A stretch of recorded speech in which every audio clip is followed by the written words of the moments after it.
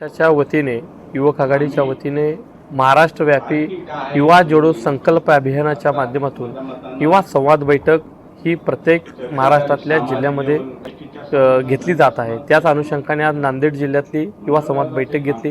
ह्या बैठकीचं एक उद्दिष्ट आहे की ह्या बैठकीच्या माध्यमातून नवीन तरुण पक्षाला जोडले गेले पाहिजेत।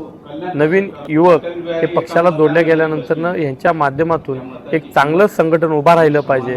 आज देशातील महाराष्ट्राची राजकीय परिस्थिती बघितली म्हणजे जेनझींच्या माध्यमातून काय घडू शकतं हे देशानं पाहिलं।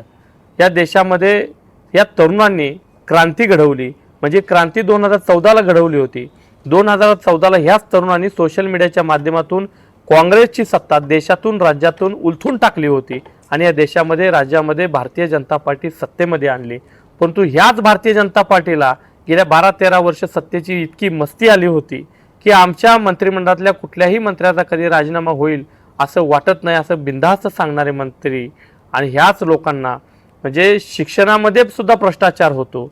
शिक्षणाच्या भ्रष्टाचारानंतरनं त्या तरुणांनी जे आंदोलन पुकारलं, या आंदोलनानंतरनं देशाचे शिक्षण मंत्री धर्मेंद्र प्रधानाला जो राजीनामा द्यावा लागला, हे खऱ्या अर्थानं तरुणाईचं यश आहे। त्यासाठी तरुणांनी राजकारणात आलं पाहिजे आणि ह्या राजकारणाच्या माध्यमातून देशाची समाजाची प्रश्नांच्या सोडवणूक करण्यासाठी लढा उभा केला पाहिजे। शिवकुमार देवकते साहेब जिल्हाध्यक्ष यांच्या वतीने संघटन मजबूत होत आहे। आता तुम्ही जनतेला काय आवाहन करा? मला सगळ्या नांदेड जिल्ह्यातील जनतेला विनंती आहे, आम्ही एक शिवकुमार देवकते साहेबांच्या माध्यमातून एक जिल्हाध्यक्ष या जिल्ह्याला दिलेला आहे। अतिशय एक होतकरू चांगले आणि एक जनतेचे प्रश्न घेऊन लढणारं नेतृत्व आहे। या जिल्ह्यातील उपेक्षित शोषित वंचित खऱ्या अर्थानं उपेक्षित तर अपेक्षित ठिकाणी आम्हाला घेऊन जायचं आहे।